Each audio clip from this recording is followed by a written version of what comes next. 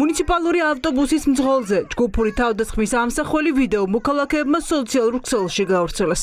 ვიდეო მასალაში ჩანს, როგორ უსწორდება სამი მამაკაცი საჭესთან მჯდომ შუახნით მძღოლს.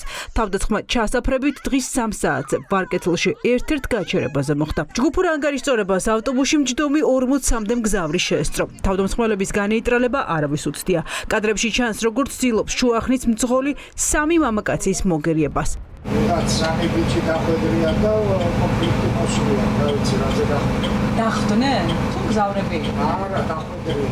სად მოხდა? კუბანში? კვარტეტილში. უბნელები იყვნენ სავარაუდოდ, ხო ადგილობრივები? და რა საჩოდნენ?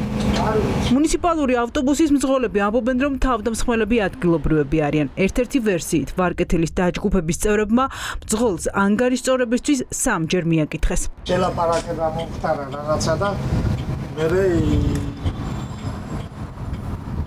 მე ერთმანეთში რა საქმეს რა კონფლიქტი მოხდა და მე დამოკრებია ის ვიღაცა ერთი ყოფილი.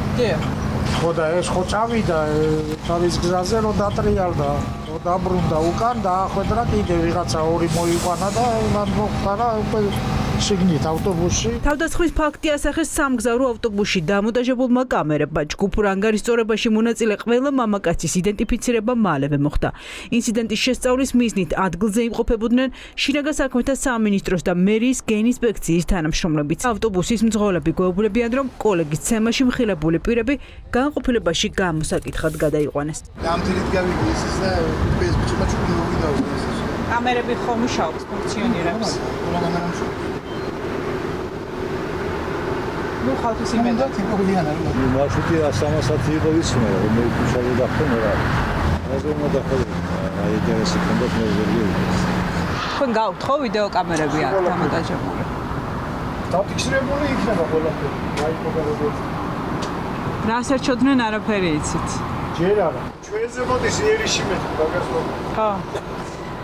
ძირითადად ავტობუსის ნაცემი მძღოლი დღეს სამსახურში არ გამოჩენილა. შუახნის კაცს დაზიანებები თავის არეში აქვს მიყენებული. პირველების ინფორმაციით, ჯგუფურ თავდასხმაში მონაწილეები გამოკითხეს და განყოფილებიდან დღის ბოლოს სიტყვიერი გაფრთხილების საფუძველზე გაუშვეს.